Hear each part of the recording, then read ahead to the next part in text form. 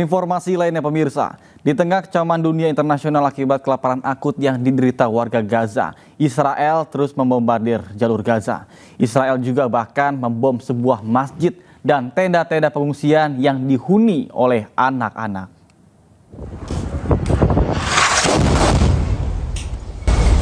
Masjid Al-Bani menjadi target pemboman Israel di Khan Yunis, Gaza Selatan. Selain menghancurkan rumah ibadah, Israel juga membombardir tenda-tenda pengungsian di Mawasi Khan Yunis. Akibat pemboman Israel, sejumlah anak terluka, bahkan beberapa di antaranya meninggal dunia.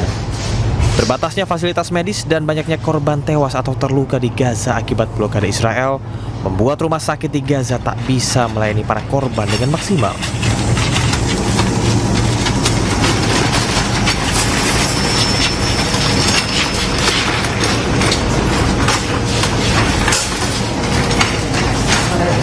Teror kekejaman Israel terhadap warga sipil di jalur Gaza kini tidak hanya sebatas pemboman atau penembakan di pusat-pusat bantuan kemanusiaan.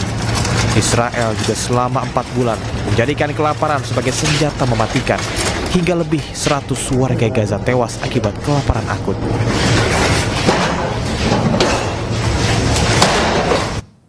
Dilonggarkannya blokade bantuan kemanusiaan oleh Israel di 3 lokasi di jalur Gaza dimanfaatkan sejumlah negara untuk mengirimkan bantuan.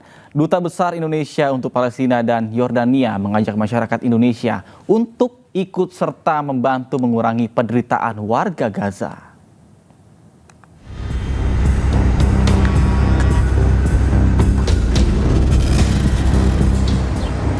Konvoi truk bantuan kemanusiaan yang diselenggarakan oleh Kerajaan Jordania dan lembaga relawan Indonesia mulai didistribusikan ke Gaza, Palestina melalui gerbang perbatasan King Hussein Bridge dan dikawal langsung oleh tentara militer Yordania.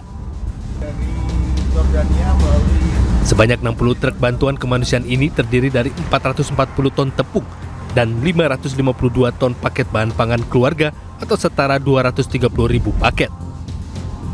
Bantuan ini akan didistribusikan langsung ke masyarakat Gaza Utara yang terdampak bencana kelaparan akibat blokade tentara Zionis Israel. Selain itu, Dubes Indonesia untuk Yordania dan Palestina, Ade Patmo Sarwono, mengajak masyarakat Indonesia untuk terus membantu mengurangi penderitaan Gaza yang mengalami kelaparan karena diblokade Israel selama 4 bulan.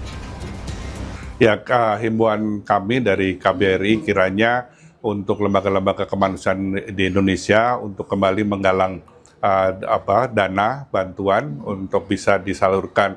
Walaupun saat ini bantuan yang disalurkan itu adalah bantuan yang terkendala beberapa bulan yang lalu, tapi kan nanti akan sudah mulai disalurkan sehingga memerlukan bantuan-bantuan baru yang harapannya bisa juga ada kontribusi dari lembaga-lembaga kemanusiaan.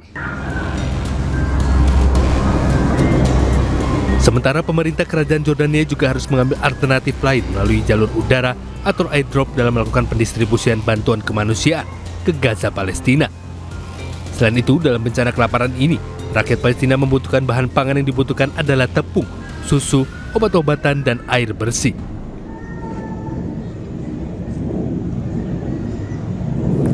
Pemirsa, kelaparan akut di Gaza tidak hanya diderita oleh warga sipil.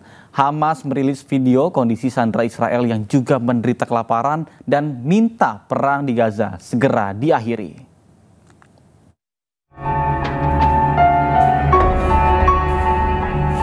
Selama 1 tahun 9 bulan, Rom Bar-Slavki, tentara pendudukan Israel ini menjadi sandera Hamas di Gaza. Namun setelah blokade Israel di Gaza, Rom juga ikut menderita kelaparan akut. Untuk memperlihatkan kondisi Gaza terkini yang menderita kelaparan, Hamas mengizinkan Rom menonton televisi. Rom mengaku sangat lapar hingga fisiknya menjadi lemah. Rom juga mengaku tak mampu berdiri dan hanya bisa berbaring.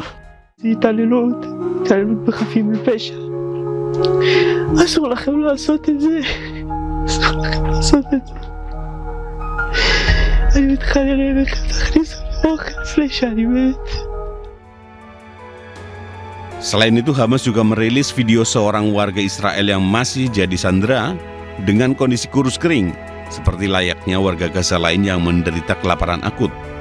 Namun Hamas tidak menyebutkan identitasnya. Hamas hanya memberi pesan kelaparan, sulitnya makanan dan air di Gaza. Gelombang fenomena pengibaran bendera Jolly Roger dari anime One Piece mencuri perhatian para petinggi negara. Menko Polhukam RI Budi Gunawan menyebut bahwa ada konsekuensi hukum jika mencederai marwah bendera merah putih.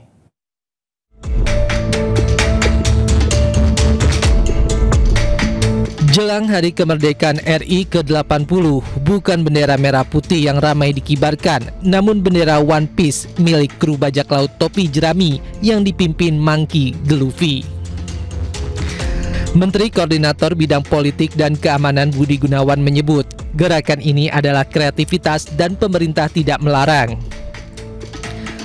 Meski demikian, ia menegaskan agar hal-hal seperti itu dilakukan sesuai koridor hukum. BG juga menyampaikan ada konsekuensi pidana dari tindakan yang mencederai kehormatan bendera merah putih. Bahkan pemerintah akan mengambil tindakan hukum jika ada unsur kesengajaan dan provokasi demi menjaga ketertiban dan kewibawaan simbol negara.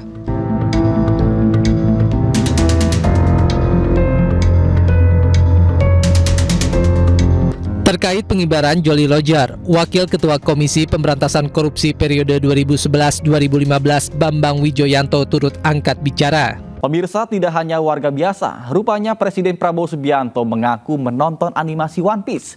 Animasi asal Jepang ini kini tengah ramai dibicarakan sejak banyaknya warga yang mengibarkan bendera One Piece jelang perayaan kemerdekaan Republik Indonesia. Pak, Bapak tahu One Piece nggak Pak? One Piece. Kartun apa ya, anime. Anime.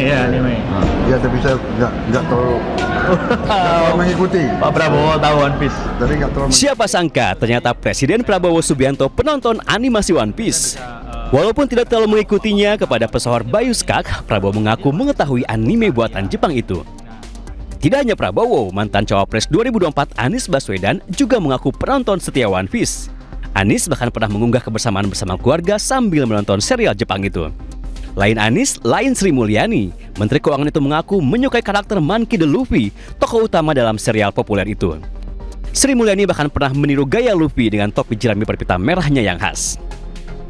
Wapres Gibran Rakabuming Raka juga tidak mau ketinggalan. Saat deklarasi pemilu damai, ia terlihat memakai aksesoris One Piece. Serial One Piece memang sangat populer.